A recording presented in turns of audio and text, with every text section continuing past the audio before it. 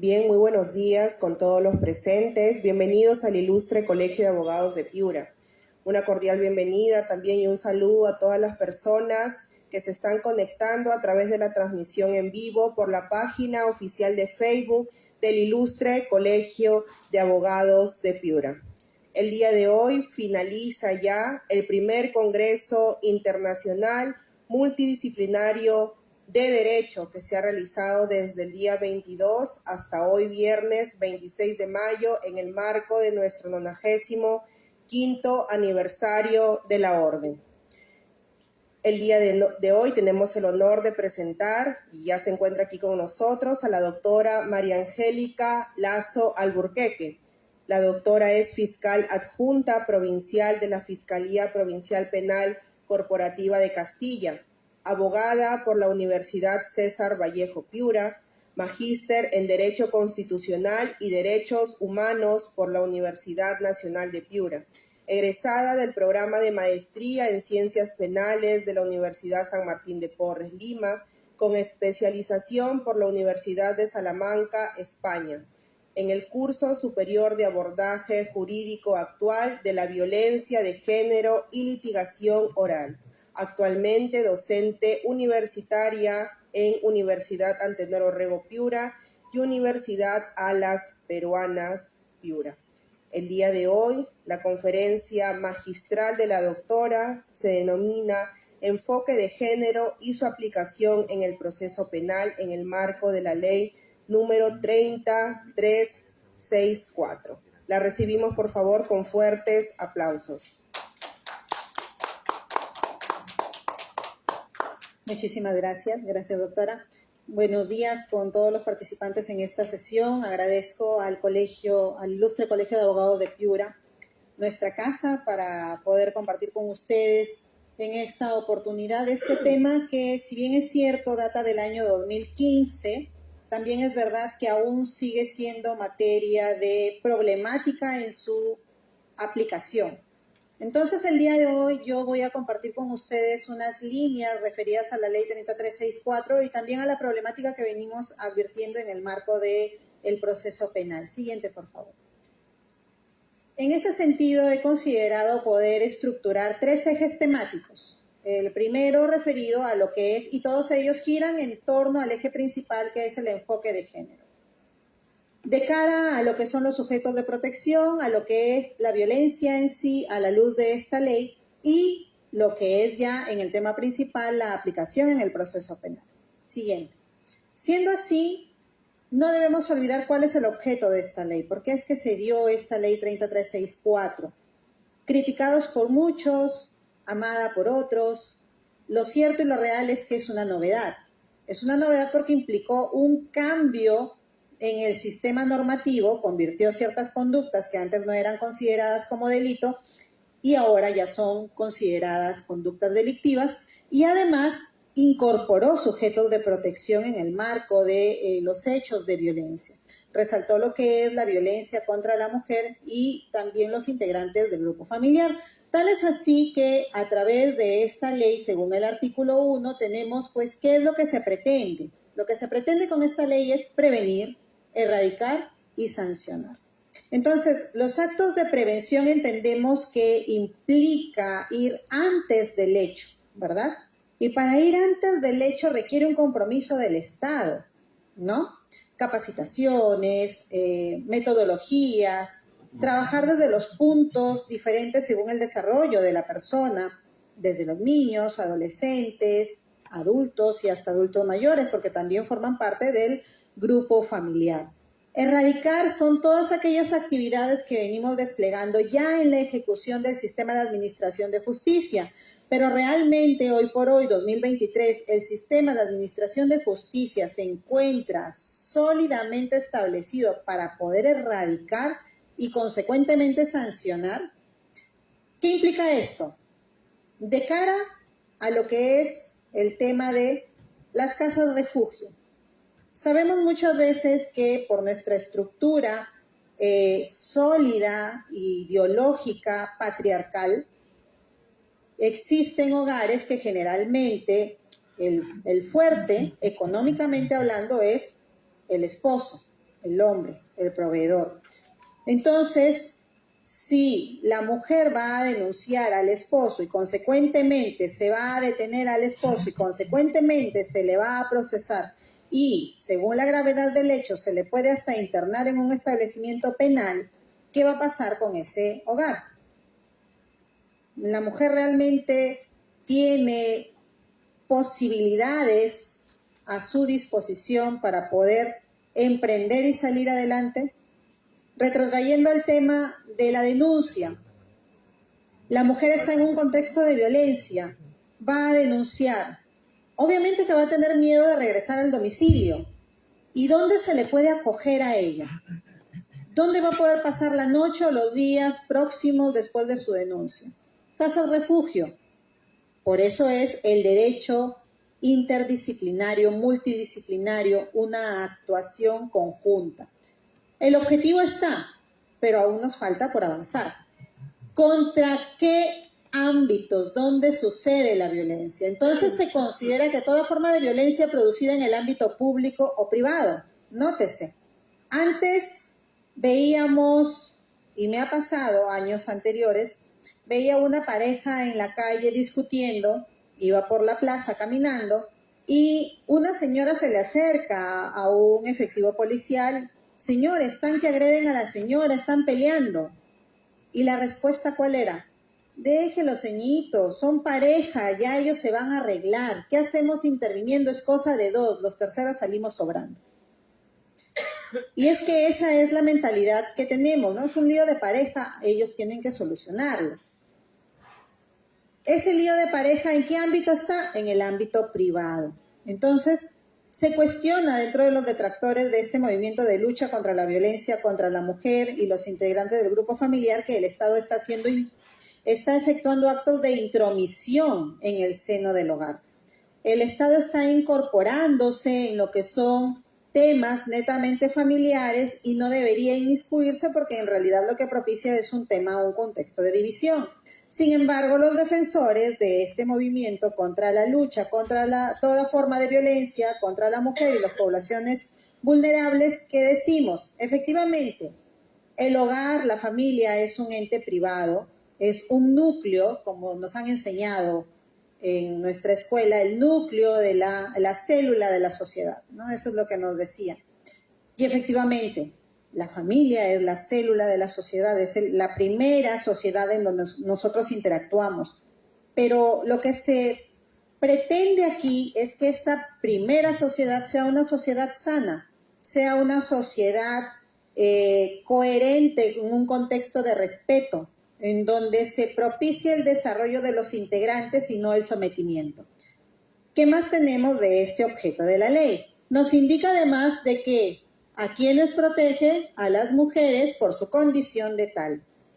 ¿Qué significa, doctora? Que por el mismo hecho de ser mujer ya es pasible de ser víctima de toda forma de violencia, no. El hecho de que sea por su condición de tal requiere identificar dos aspectos: el estereotipo de género y el contexto en el cual se materializa la violencia, que lo vamos a desarrollar más adelante. Los integrantes del grupo familiar existen especificaciones al respecto, en especial cuando se encuentran en situación de vulnerabilidad por la edad, situación física, como las niñas, niños, adolescentes, personas adultas mayores y personas con discapacidad.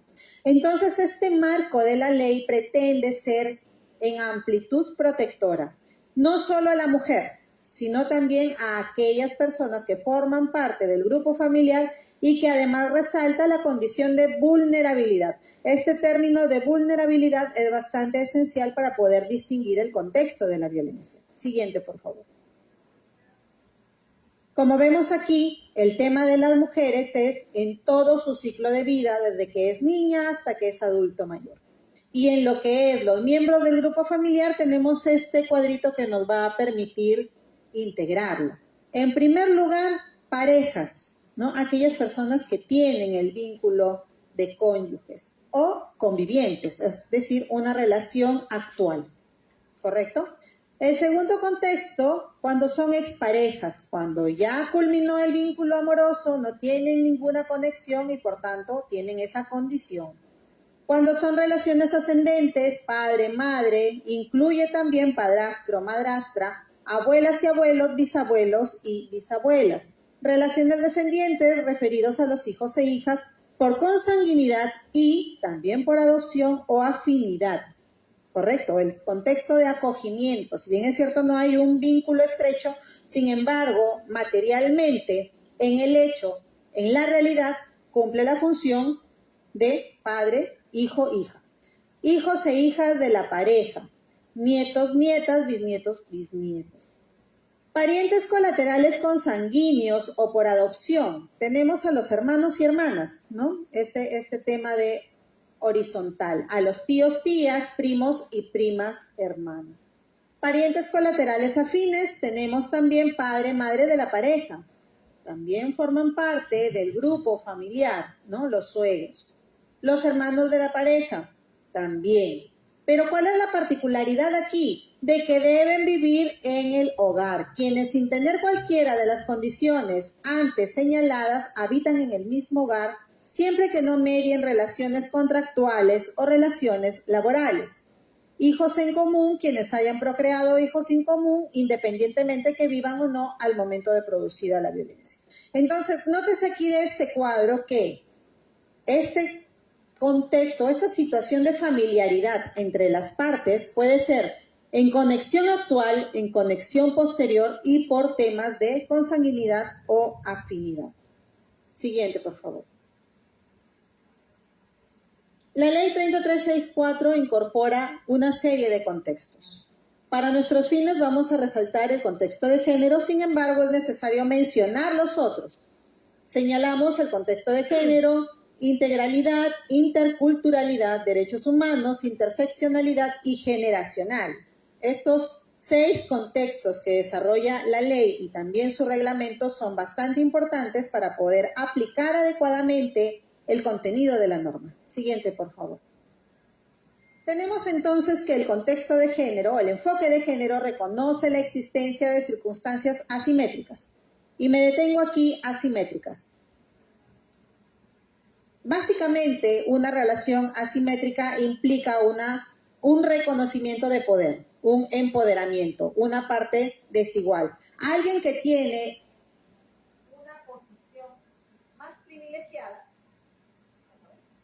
una posición más privilegiada y una persona menos favorecida, ¿correcto? Entonces, en esta relación,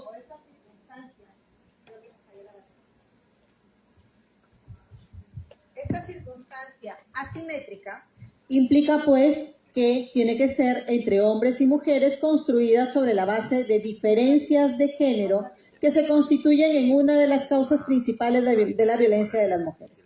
Y es que en realidad esta condición asimétrica es bastante arraigada desde la crianza.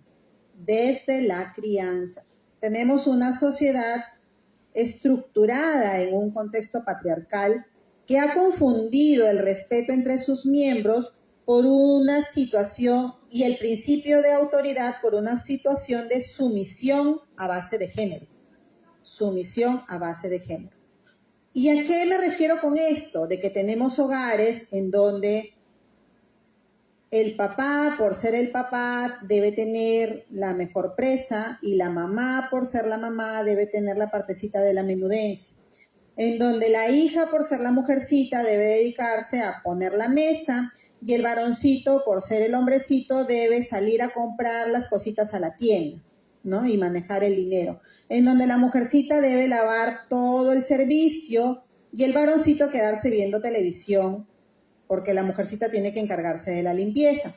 Entonces, estas pequeñas conductas que son aprendidas desde el hogar generan una formación en la niña de servicio incuestionable al sexo masculino y una situación en la cabecita del niño de que él, por ser varoncito, pues puede someter a la mujercita. Entonces, esta relación asimétrica debe transformarse en una relación equitativamente respetuosa. tanto hombre como mujer pueden realizar actividades de aseo en el hogar, por ejemplo, y eso es lo que hoy ya se trata de impulsar con ciertas medidas de publicidad. Enfoque de integralidad reconoce que en la violencia contra las mujeres confluyen múltiples causas y factores y requiere intervención de distintas disciplinas. Por ejemplo, teniendo este contexto arraigado de que la mujer es propiedad del hombre, ¿sí?, se realiza una crianza en ese sentido y por tanto se exterioriza en un entorno social en donde se cosifica a la mujer. Y esta cosificación de la mujer no solo viene desde el hogar, sino que también viene siendo propiciado por la publicidad. Vamos por la calle y vemos la publicidad de un car wash, ¿no? Un lavadero de autos, en donde sale una curvilínea mujer con prendas mínimas, un bikini o un shortcito pequeño, invitando a que ingrese al car wash. Entonces, la persona ingresa al car wash y no encuentra una curvilínea mujer, sino encuentra unos jóvenes con overoles y unas botas y todos desaliñados. Pero la publicidad, ¿cuál fue? De repente me encuentro a la guapa por aquí, ¿no? La publicidad de cerveza, igual, una curvilínea señorita ofreciendo cerveza o bailando, contorneándose e invita al consumo. Entonces, requiere una intervención de distintas disciplinas, no solo el campo del derecho, un contexto psicológico, un contexto sociológico, el desarrollo de nuestra sociedad. Siguiente, por favor. Siguiente. El enfoque de interculturalidad. Este enfoque es preciosísimo, porque nuestro país es un país pluricultural, ¿verdad?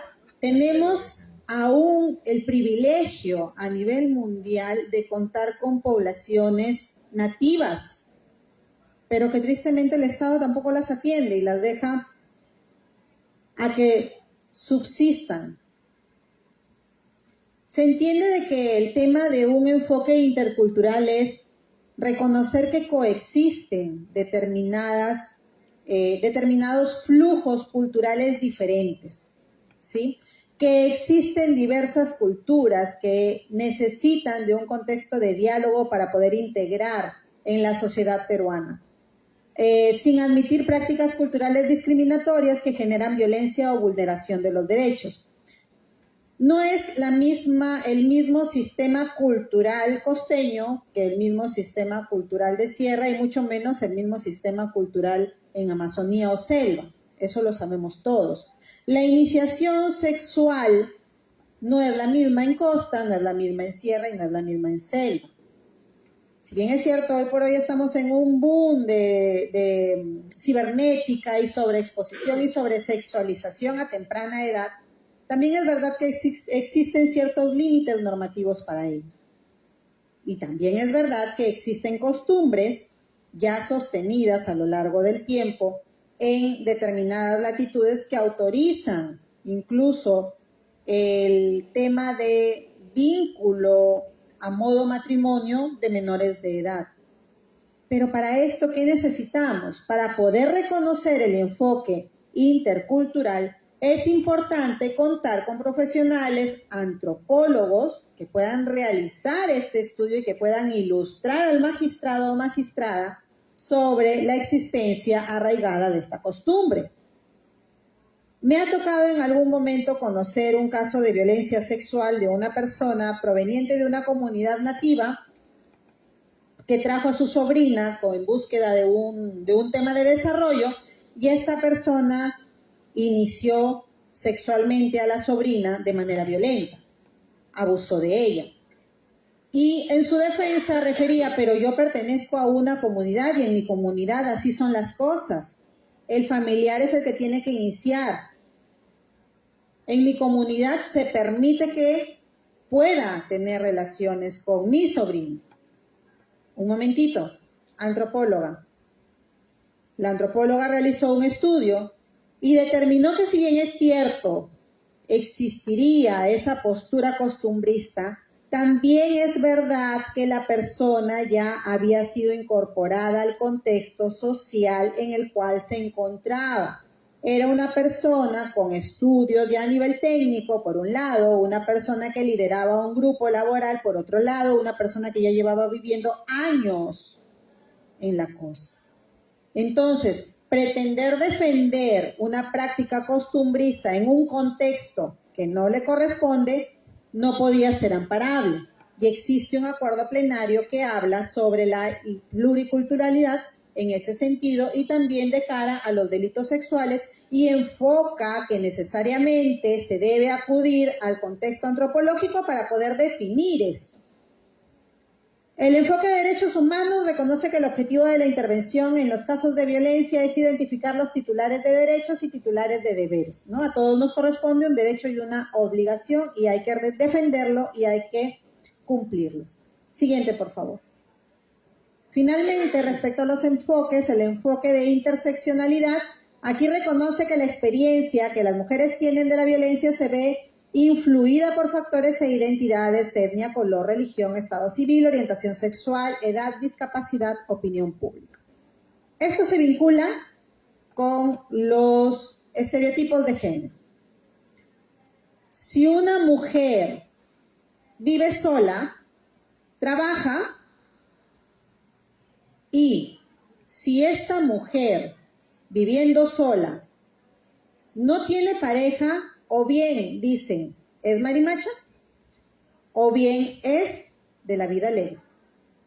Entonces, este enfoque lo que nos orilla a nosotros es poder reconocer que los ejes de violencia contra la mujer se sustentan en determinadas características.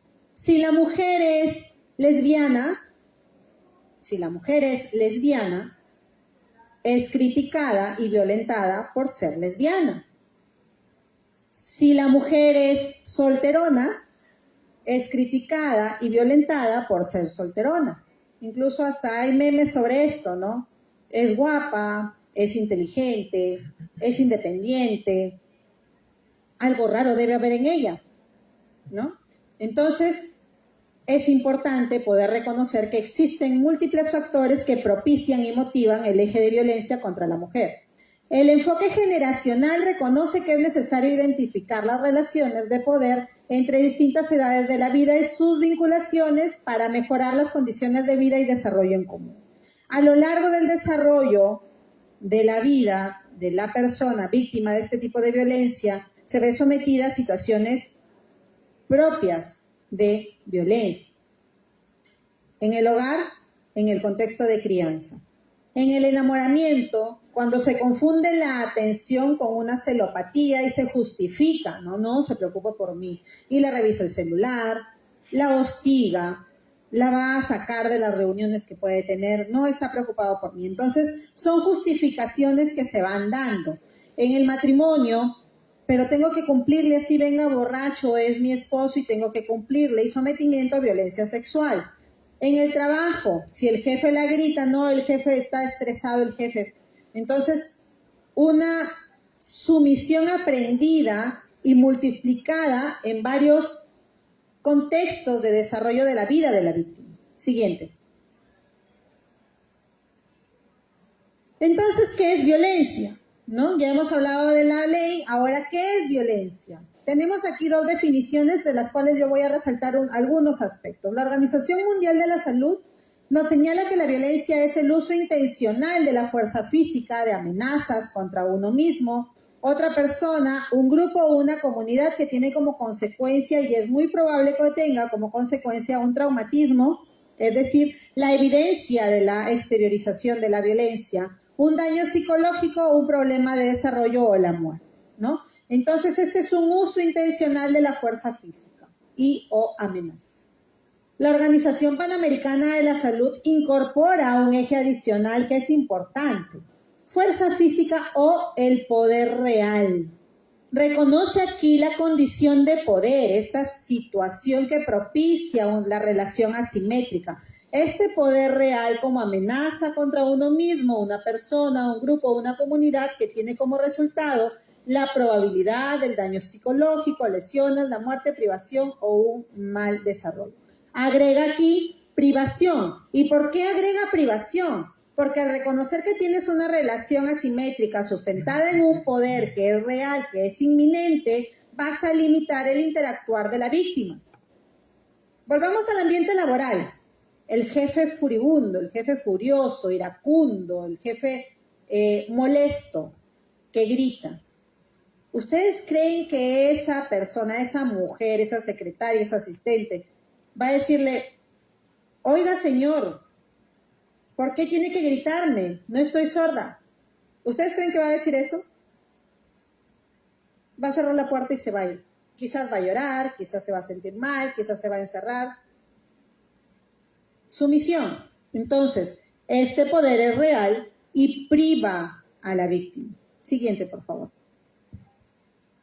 Y ahora, respecto a la violencia contra la mujer, ¿qué podemos decir respecto a este específico punto de violencia contra la mujer? Decimos pues que este tipo de violencia es consecuencia más extendida y visible de la discriminación de género. La discriminación sabemos que es un trato diferenciado y que tiene múltiples formas, ¿no? En las relaciones de pareja, en violencia sexual, violencia de mujeres, niñas, en contextos de guerra, prácticas como mutilación genital femenina, y estos problemas son caras de una violencia que se ejerce contra las mujeres por el simple hecho de ser mujer. Sabemos que la ley contempla una tipología de violencias, sin embargo, todas estas violencias se sustentan en este eje específico. Siguiente, por favor.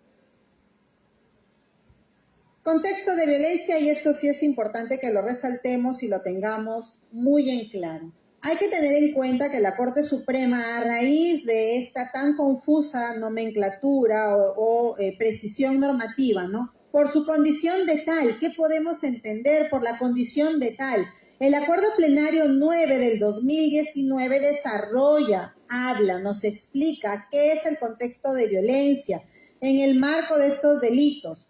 Indica que es de una connotación pluriofensiva porque no solo atenta a la integridad de la persona, no solo queda en el golpe, no solo queda en el insulto, sino que realiza una visión más profunda a la problemática y reconoce que en este tipo de violencia contra la mujer y contra los integrantes del grupo familiar no es un hecho aislado. Nosotros, miembros de la comunidad jurídica, debemos interiorizar esta circunstancia. Este tipo de violencia no es un hecho aislado, no es un hecho único. Viene desencadenándose tiempo atrás, viene afectando la dignidad de la persona, viene afectando la libertad de la persona, viene afectando la imagen de la persona y su libre desarrollo. Incluso en estándares internacionales se establece que la mujer tiene el derecho de desarrollarse en un contexto libre de toda forma de violencia. Entonces es de connotación pluriofensiva, lo cual motiva a enfocar estas conductas típicas a través de los conceptos de la psicología para su abordaje. Es decir, nosotros, comunidad jurídica, de manera básica, entendemos violencia, un golpe, un insulto, y reducimos el contexto simplemente en esa exteriorización. En el campo psicológico no, trasciende y va más allá del tema aislado o en el hecho concreto. Va más allá y nos permite a nosotros realizar esta visión profunda de la forma en la cual se ha venido desarrollando o ha venido evolucionándose estos contextos de violencia. La consideración especial en la ejecución de los actos de violencia, siguiendo a la doctora Rivas Lamadrid, ella indica de que el contexto de violencia corresponde a la creación o aprovechamiento por parte de la gente de las condiciones de vulnerabilidad de la víctima. Repito, creación o aprovechamiento que realiza el agresor de las condiciones de vulnerabilidad de la víctima, en el que si la víctima no se somete, se le lesione física o psicológicamente como castigo. ¿Qué significa la creación o un aprovechamiento? Y volvemos al campo psicológico, ¿no? Características o rasgos de personalidad. Una mujer o una persona víctima de este tipo de violencia, criada en una situación de sumisión, va a ser presa fácil para un potencial agresor. Esta persona que tiene el chip de ser sumisa no va a poder resistirse a este tipo de violencias. Condición de vulnerabilidad. Contrario, una persona con carácter fuerte, con cierto nivel de empoderamiento, también puede verse inmiscuida en este tipo de situaciones. Posturas de manipulación, por ejemplo. ¿Cómo así? Se supone que tiene el carácter fuerte. Pero ahí es cuando dicen, es difícil de domar, ¿no? Nos catalogan así. ¿Y qué pasa? Se crea el contexto de violencia. ¿Cómo? Primero ofreciendo un mar de dulzura, ternura, situando a la víctima en una posición cómoda y de confianza para que abandone su suerte en las manos de la pareja. Entonces empieza el desempoderamiento. Quizás deja de trabajar, quizás deja de percibir y empieza a depender. Si hablamos del campo económico. Si hablamos del campo emocional, empieza a depender emocionalmente de la pareja y se crea este vínculo estrecho de una afectación emocional bastante consolidada y dependencia emocional. Se creó la condición de vulnerabilidad, esta condición de necesidad en donde la víctima siente que no puede vivir sin el agresor. Sabe que es agredida, pero siente que no puede seguir sin el agresor. Condición de vulnerabilidad que es aprovechada para el sometimiento de la víctima y persistencia del eje de violencia. Entonces, el Acuerdo 5 del 2016 también desarrolla los delitos contra la violencia integrante del grupo familiar y señala que dichas manifestaciones de violencia se expresan en un contexto de dominación. ¿Se dan cuenta? Vamos creando, va aprovechando la condición de vulnerabilidad y se crea el contexto de dominación y por ello merece una protección penal reforzada, dice el Acuerdo Plenario. El Acuerdo Plenario 1-2016 también indica de que los alcances típicos del delito de feminicidio señala el contexto situacional en el que se produce el delito y es el que puede dar luces a relaciones de poder. Nótese, relaciones de poder, jerarquía, subordinación o de actitud subestimatoria del hombre hacia la mujer. Recordemos estos dos casos de aquellas dos señoritas que murieron quemadas, ¿sí? ¿Cuál fue el error, entre comillas, de ellas para poder recibir tamaño castigo, ser quemadas vivas? Y es que en realidad ellas no hicieron nada. Simplemente el agresor en su cabeza recreó que la víctima estaba incumpliendo un estereotipo. ¿Cuál es el estereotipo de que la mujer no puede decidir con quién relacionarse, simplemente aceptar a quien la pretenda? El primero, porque ella lo tenía como amigo, porque ella salía con él como amigo, él expuso sus sentimientos hacia ella y ella le dijo que no. No quería tener una relación amorosa con él, no quería un vínculo más allá que amigos con él. Y esta persona, entre sus declaraciones, decía que ella se creía mucho porque era bonita. Entonces no tuvo más idea que ultimar la belleza de ella quemándola.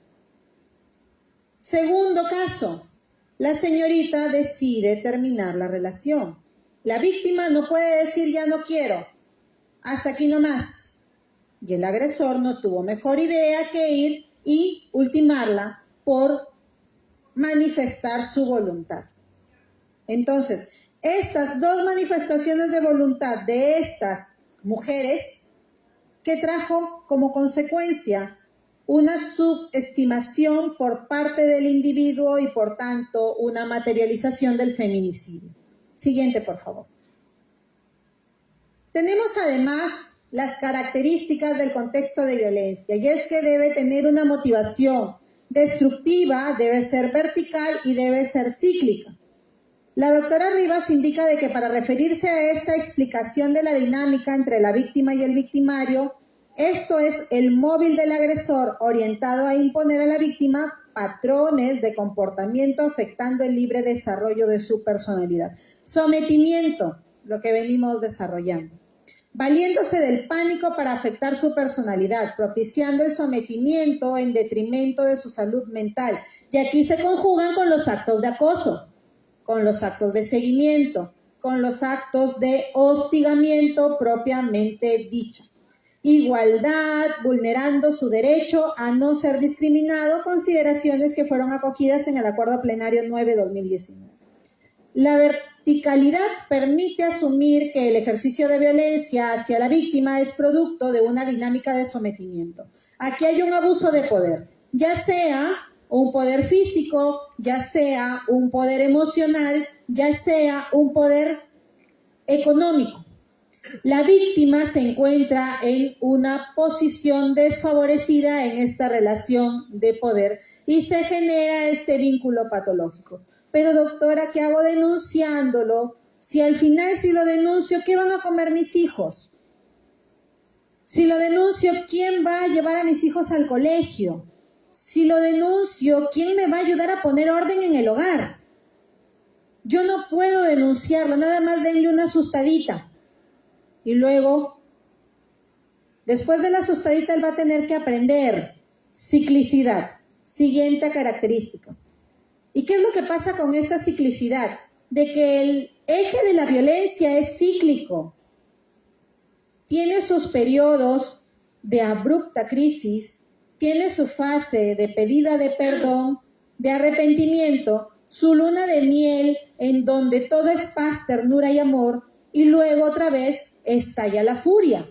Y así sigue el ciclo, con la única diferencia de que la violencia se va incrementando, con la única diferencia de que la violencia se va intensificando y con la única diferencia de que el castigo va siendo más severo hasta llegar al feminicidio. Su materialización no es un hecho aislado, integra etapas cíclicas, intermitentes, de intensa violencia y profundas demostraciones de afecto.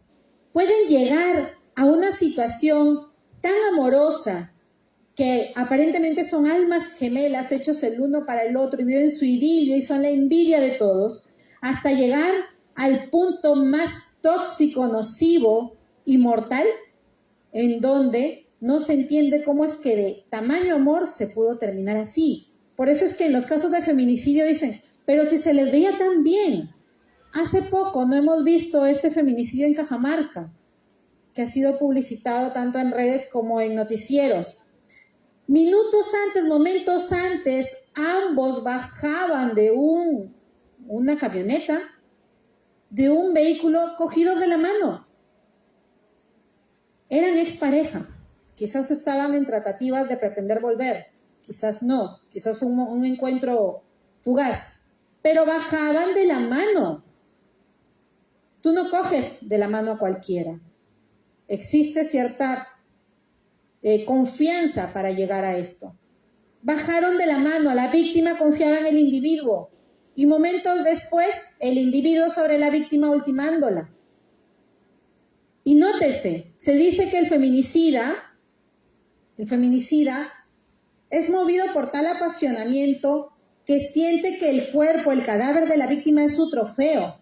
Por eso es que el feminicida no esconde el cuerpo, lo deja. Y el feminicida desarrolla tal exteriorización de violencia y ensañamiento con la víctima que no solo la ultima de una sola acción, un solo apuñalamiento, sino que la quiere destrozar. Y si ustedes analizan ese video, realmente se cumple todo el estándar específico del feminicida, porque no contento con haberla lesionado, dicen que fue con un desarmador, va y busca una piedra grande para tirársela varias veces. ¿Qué tal ensañamiento? ¿Qué tal postura de abuso respecto a esta víctima? Entonces, esta ciclicidad propicia, capaz que ella estuvo en este contexto, propicia esto, un alejamiento y una aproximación. otro alejamiento y otra aproximación. Sin embargo, hay que reconocer que cada vez que sucede este ciclo va incrementando el riesgo de vida hacia la víctima.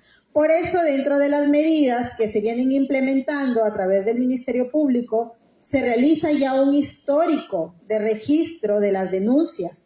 Aquellas mujeres que ya tienen más de 2 denuncias ya son consideradas en una situación de alerta. Eso requiere de compromiso por parte de los despachos. Siguiente, por favor.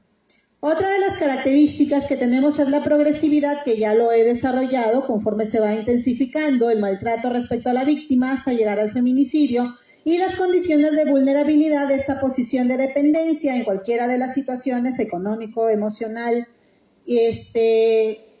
o relación de poder estructurada respecto a la mujer maltratada. Se llega a establecer tal síndrome de mujer maltratada y maltratador, tal binomio complejo, nocivo, tóxico, que nosotros como sociedad jurídica y como personas de por sí debemos estar en alerta. Y aquí vuelvo otra vez al Estado. ¿Existe realmente compromiso y responsabilidad del Estado para propiciar puntos de atención psicológica respecto a estos ciclos de violencia? Pero doctora, ¿y dónde está que el matrimonio hasta lo último, hasta que la muerte los separe? Sí, es cierto, eso es lo ideal, en un clima de respeto. Si hay diferencias de caracteres y no podemos solucionarlo entre nosotros, deberíamos tener un soporte psicológico o un lugar en donde ir y poder buscar apoyo, consejerías. ¿Tenemos? Lamentablemente no lo hay. Y si existen, son pocos y también muy poco publicitados. Siguiente, por favor.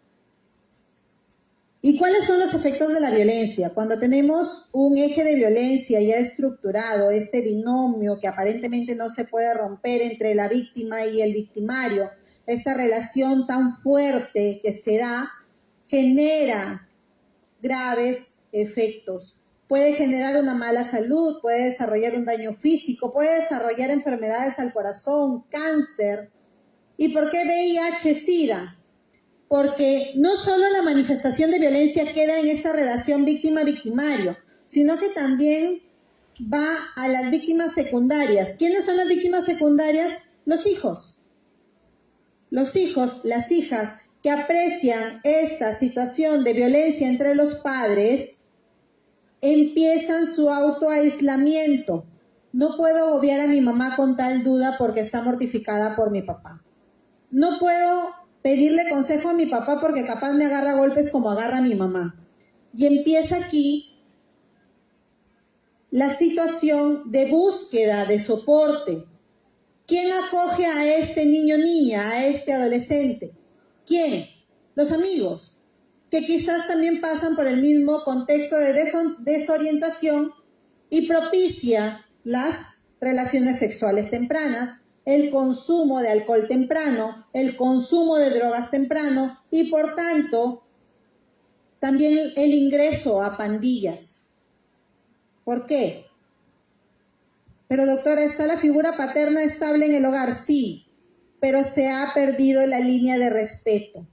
La autoridad se sustenta en el respeto, no en el miedo.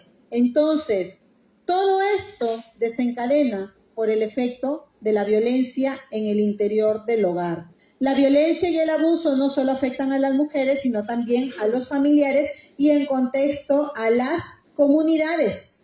Nuestra sociedad se ve afectada por este ciclo de violencia. Incluyen daños a largo plazo, también a las comunidades, porque creamos personas inestables, personas timoratas, que no pueden estar en un solo trabajo, que no pueden tolerar ciertas situaciones o que no pueden tener un margen de tolerancia, personas explosivas, personas violentas, que reproducen lo que han vivido en el hogar.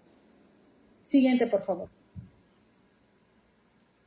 ¿Por qué incorporar la perspectiva de género si nosotros analizamos las normas, principios y valores sobre los que se sustenta el derecho? descansan en una ideología masculina. La misma redacción de la norma, ¿no? El Código Penal, ¿cómo empieza? El que, ¿no? El que mata a otro. El que. Sexo masculino, redacción masculina. Ha creado y recreado estereotipos de género.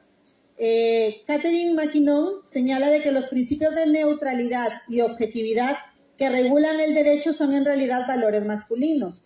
Y es lógico, ¿no? A lo largo de la historia la mujer ha tenido que participar en movimientos para que se puedan reconocer los derechos, recordemos el derecho al voto, ¿no?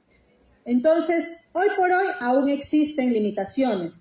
En ciertas latitudes existen comentarios entre los padres: ¿para qué vas a invertir en la educación de ella? Mujercita, pues, compadre, se va a casar, va a atender al marido, va a atender a los hijos. Mejor invierte en tu hijo. Él va a ser cabeza de hogar, él te va a ver, él te va a cubrir, él te va a proveer. Cuando te falte, cuando ya estés viejo, tienes que pensar cuando ya estés viejo. Ella se va a ir a atender al marido. Dale su primaria nomás, ya no inviertas más. Existe, 2023 aún existe.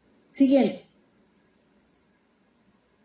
Entonces, hay que insistir en la aplicación objetiva y neutral de las normas, que equivale a insistir en su aplicación a partir de valores masculinos. Propiciar espacios neutrales. Todos somos personas, todos somos seres humanos. Existen diferencias, porque jamás vamos a pretender de que la mujer realice actividades propias del hombre, y el hombre no va a poder realizar actividades propias de la mujer. Tenemos diferencias, y dentro de este marco de diferencias, lo que se busca con todo este movimiento de perspectiva de género es la línea de respeto por la condición de ser humano. Siguiente, por favor. Esta perspectiva deconstruye esa falsa dicotomía basada en los cuerpos de las personas, así como las consecuencias que se le han atribuido, y es una categoría de análisis que, primero, va a permitir viabilizar la asignación social diferenciada de roles y tareas en virtud del sexo, género, preferencia, orientación sexual. Revela las diferencias en oportunidades y derechos que siguen en cada asignación. Evidencian las relaciones de poder que tienen origen en estas diferencias. Se hace cargo de la vinculación que existe entre cuestiones de género, raza, religión, creencias políticas. Cuestiona los impactos diferenciados de las lesiones y políticas públicas basadas en estas asignaciones, diferencias y relaciones de poder. ¿Por qué esto? Para muestra un botón. Antes, el sistema normativo de la escuela policial impedía que aquellas estudiantes aspirantes a ser miembros de la policía queden en estado de gestación. Si una joven gestaba en el periodo de estudio, simplemente se le identificaba y se le expulsaba, porque había incumplido. Era la regla, no podía gestar. Entonces, a raíz de esto se interpuso un proceso constitucional, y el Tribunal Constitucional, ¿qué hizo? Reconoció que era un limitante esa norma. No podía seguir vigente porque afectaba el sentido de dignidad como persona y además efectuaba una discriminación a base de género. El embarazo no puede ser un impedimento para que la mujer continúe su estudio. Sí requiere un trato diferenciado para las actividades que impliquen un riesgo propio al marco de gestación, mas no requiere un trato diferenciado exclusivo. Y a raíz de eso es que hoy por hoy aquellas estudiantes que salen en estado de gestación realizan sus estudios con normalidad, con esta diferenciación propia y justificada en virtud al sexo. No es discriminatorio, pero sí es un reconocimiento diferenciado en virtud al sexo, solventado, sustentado en base a una línea de respeto. Siguiente, por favor. Entonces, La perspectiva de género no solo va a servir como un remedio para contrarrestar los efectos nocivos del derecho masculino respecto a las mujeres, también constituye una poderosa herramienta para lograr equilibrar aquellas relaciones desiguales culturales e históricas, ¿no? Lo que hemos venido graficando con este ejemplo. Constituye una forma de realizar y garantizar el derecho a la igualdad, que es el estándar al cual se aspira. Pero doctora, si el hombre y la mujer no son iguales, exacto, no son iguales. Tenemos diferencias biológicas, pero lo que se postula a través de este derecho a la igualdad es el trato de igual como persona. Siguiente, por favor. No hacer juicios sesgados en favor de las mujeres, no se pretende esto. Ay, ya vienen con el tema de los derechos de las mujeres. No, no se busca un favorecimiento.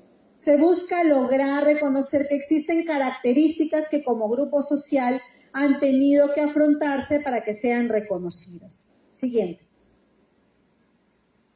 El principal obstáculo para garantizar la igualdad en la administración de justicia. Antes de este fortalecimiento de la lucha contra la mujer, existían posturas estereotipadas, en donde iba a denunciar la señora por tercera vez. Iba a denunciar la señora, otra vez madrecita, ¿estás por acá? Seguro no le has cocinado bien al esposo. Razonamiento estereotipado. Otra vez tú, pero ¿qué le habrás dicho pues para que él se ponga así? Razonamiento estereotipado. Se transmite a través del aprendizaje y nos ayudan a categorizar. Son simplificadores de la realidad y tienen dos funciones básicas. El ahorro cognitivo, porque no se analiza la situación tal cual es, y perpetúa el orden social establecido. Pensar que por ser chica o por ser mujer ella debió hacer esto y por ser varón él no debió hacer esto. Interactúan con otros dos elementos que es el prejuicio y la discriminación. Se veía este tipo de se escuchaban este tipo de afirmaciones y obviamente una víctima que va a poner una denuncia y se encuentra con este tipo de trato, ¿ustedes creen que va a regresar? Para que la víctima se arme de valor y acuda al establecimiento a interponer la denuncia, ha tenido que pasar por un proceso mental bastante serio.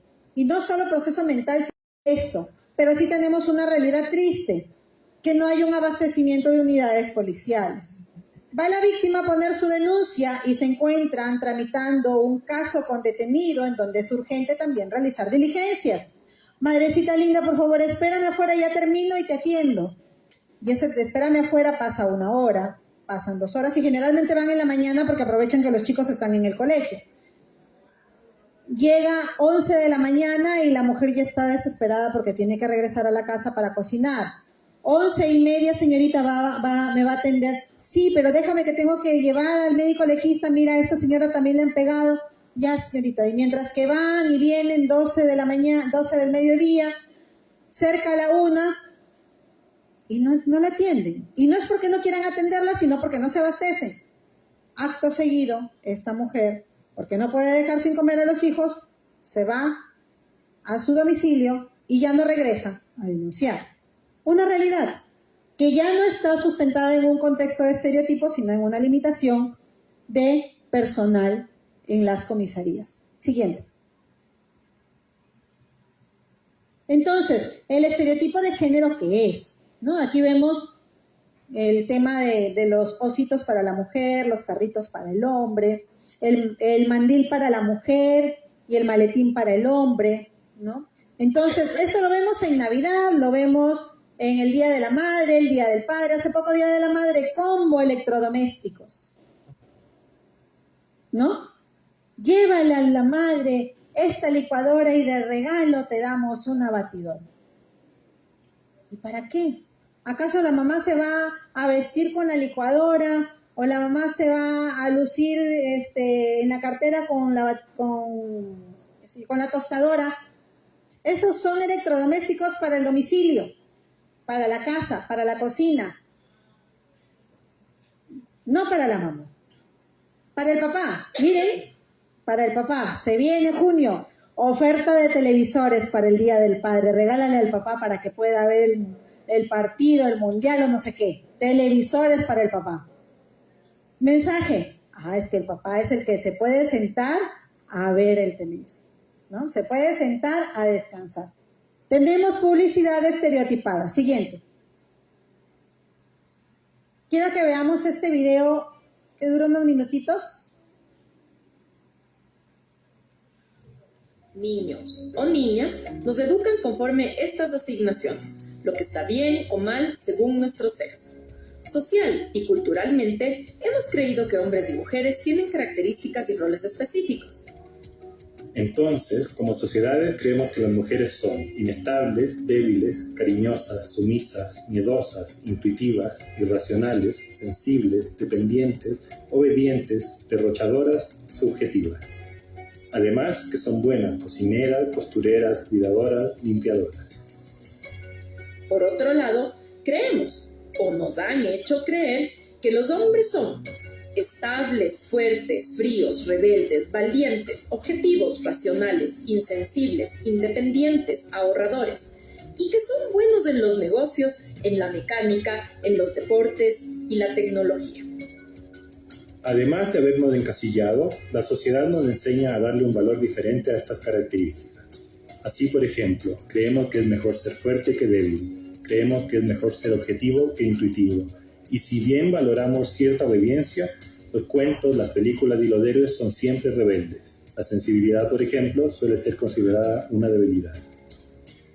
Ahora piensa un momento, ¿cuáles de estas características son naturales y cuáles son aprendidas? ¿Será que nacemos predestinados a estas cosas? Esto que acabamos de ver es lo que se llama estereotipos de género. Los estereotipos son creencias sobre una persona o grupo de personas sin una base adecuada. El origen de la desigualdad entre géneros radica en la creencia de que estas características son naturales, cuando en realidad son estereotipos que atribuyen generalmente a las mujeres atributos negativos o de menor valor, o positivos, pero siempre que éstas ocupen su supuesto lugar o los roles que le han sido asignados. Por ejemplo, se valora la ambición, pero no cuando la ambiciosa es una mujer. A la vez, cuando se otorga mayor valor a los estereotipos asociados a los hombres, se les priva de vivir experiencias relacionadas con la expresión de sus afectos y las relaciones de cuidado.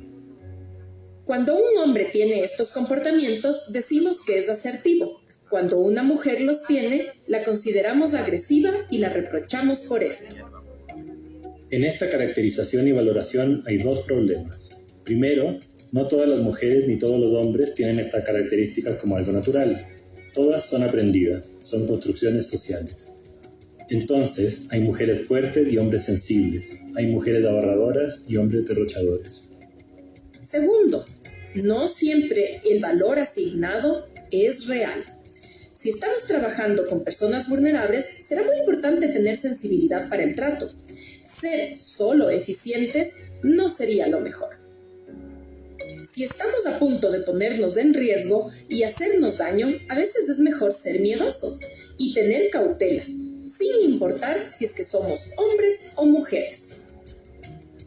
Hablar de las mujeres como irracionales, chismosas, impulsivas o débiles es lo que ha fundamentado las desigualdades desde las estructuras políticas y sociales en donde a las mujeres se les ha negado sistemáticamente sus derechos, como el derecho al voto y a la participación política, el derecho a la educación y al trabajo remunerado, el derecho a una vida libre de violencia, etc. Hoy, muchos de estos derechos ya son reconocidos legalmente, pero no pueden ser ejercidos en plena igualdad, porque seguimos construyendo y viviendo con estos estereotipos en la mente, en el lenguaje y en las acciones.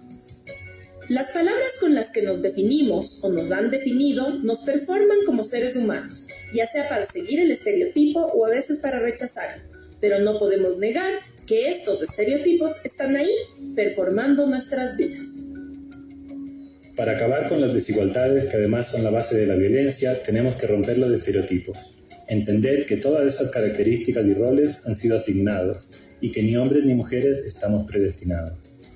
Cada persona es diferente y se irá construyendo en base a sus elecciones, gustos y aprendizajes.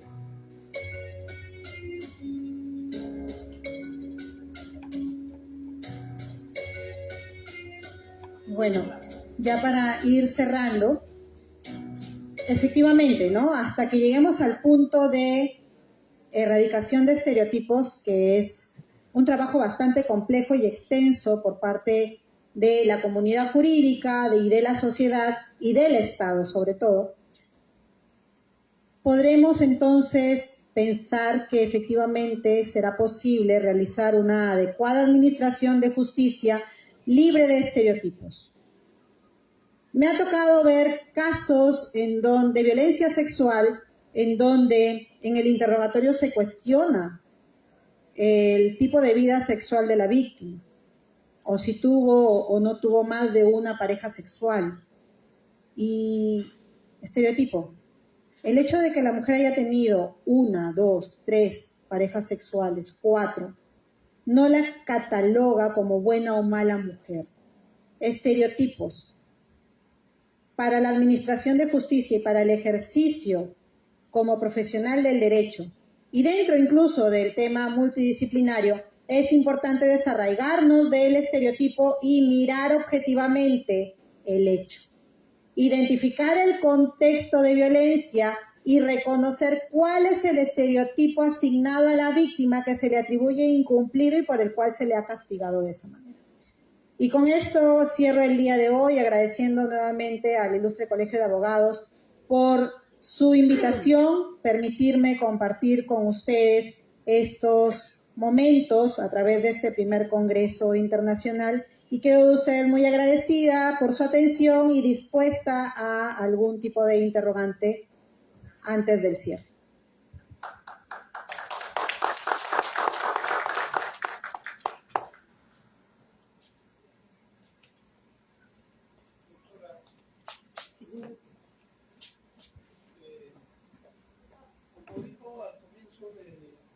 Bien, se da pase para las preguntas a la doctora. Al comienzo de su exposición, que la familia es nuestra primera escuela. Aquellas personas que agreden, ya sea a su pareja, generalmente, obviamente es un hombre, ¿no?, que agrede. Esa persona ha sido formada por una mujer, que es su mamá, ¿no? Y a veces también cabe pensar que ya la mamá va a corregir al hijo, al niño, ¿no? Sin embargo, ese niño cuando llega a la sociedad se encuentra con otros niños que no han sido formados así y va a estar en una desventaja, ¿no? ¿No le parece que debe cambiarse desde la familia ese estereotipo? Gracias. Muchas gracias, doctor. Sí, en realidad sí, por eso es que reitero mis últimas palabras, ¿no?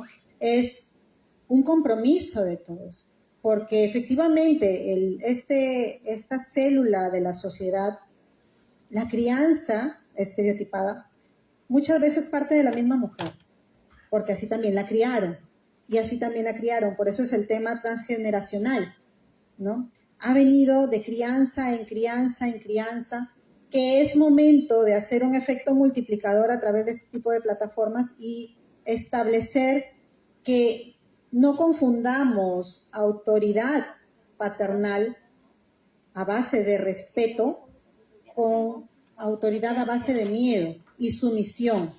Entonces, requiere un mayor compromiso, tanto de nosotros como entendidos en el derecho o como ciudadanos comunes. Requiere más compromiso de la misma comunidad.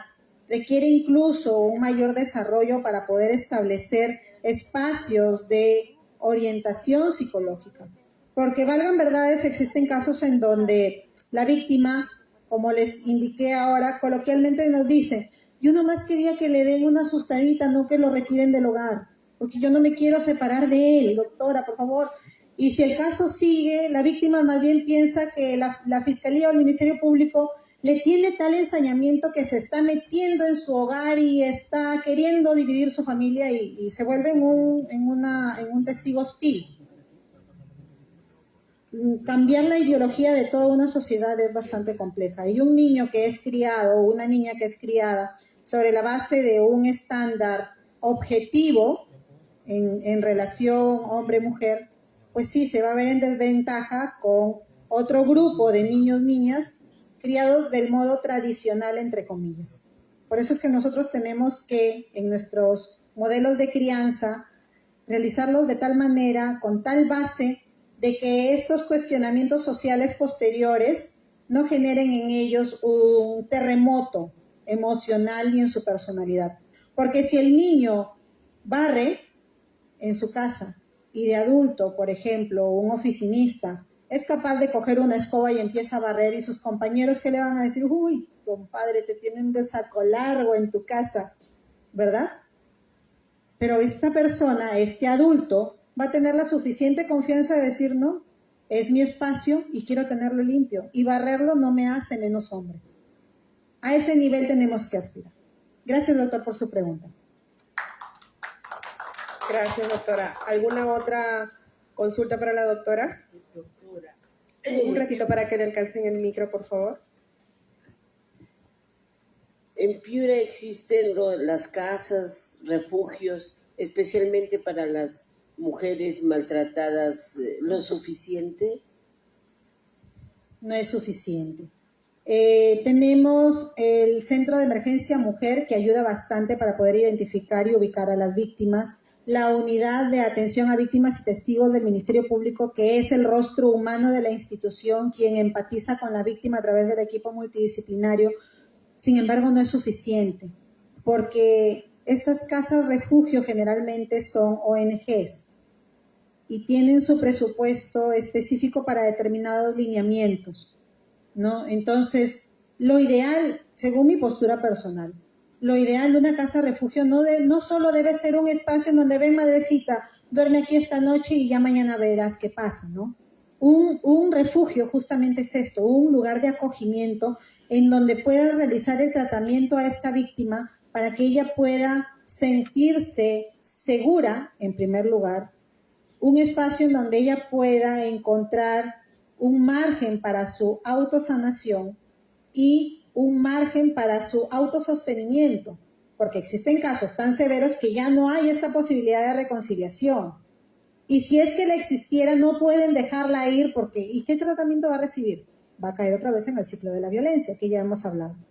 Entonces, yo creo que es importante que exista un espacio y que el mismo Estado pueda propiciar a través de los organismos llamados a esto, de repente municipio, el gobierno regional. Por ejemplo, en Huancabamba hice función hace unos años y tenían una casa refugio. Y allí, que era propiciado por una ONG, y en esa casa refugio no solo acogían a la víctima, sino que le enseñaban actividades productivas. Y ustedes saben que allá los caseríos son bastante distantes. Ya la mujer cuando salía con una actividad formada en la cual ella podía aplicar. Y eso podríamos replicar acá. El tema es, lamentablemente, presupuesto. Gracias por la pregunta. Otra consulta, por favor, en el micro.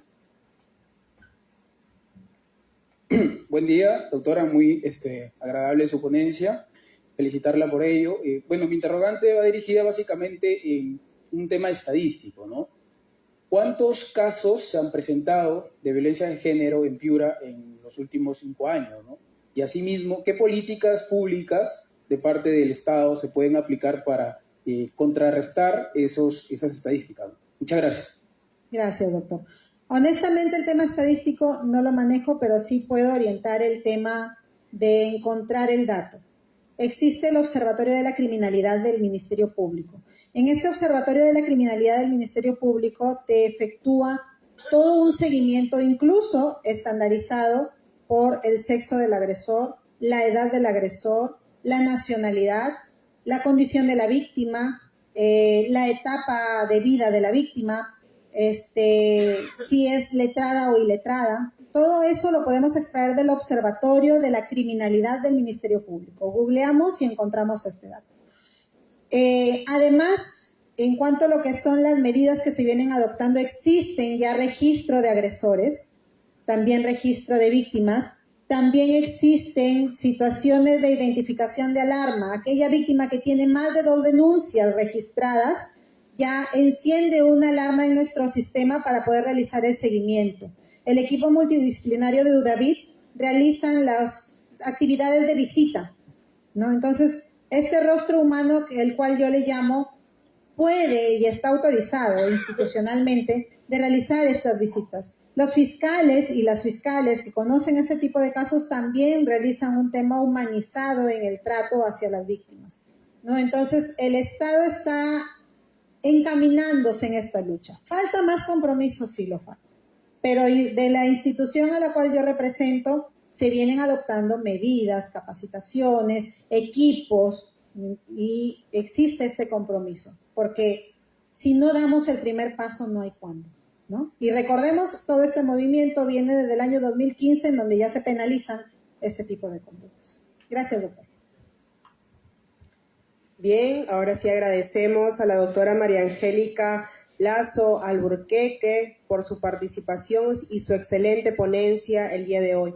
Muchas gracias, doctora, por su tiempo y por acompañarnos hoy en la clausura ya del primer Congreso Internacional Multidisciplinario de Derecho, organizado por el Ilustre Colegio de Abogados de Piura y la Facultad de Derecho de la Universidad Nacional de Piura. Un agradecimiento también en nombre del doctor Martín Castillo Nizama por acompañarnos el día de hoy. Muchas gracias, doctora. La despedimos con fuertes aplausos, por favor. Muchas gracias.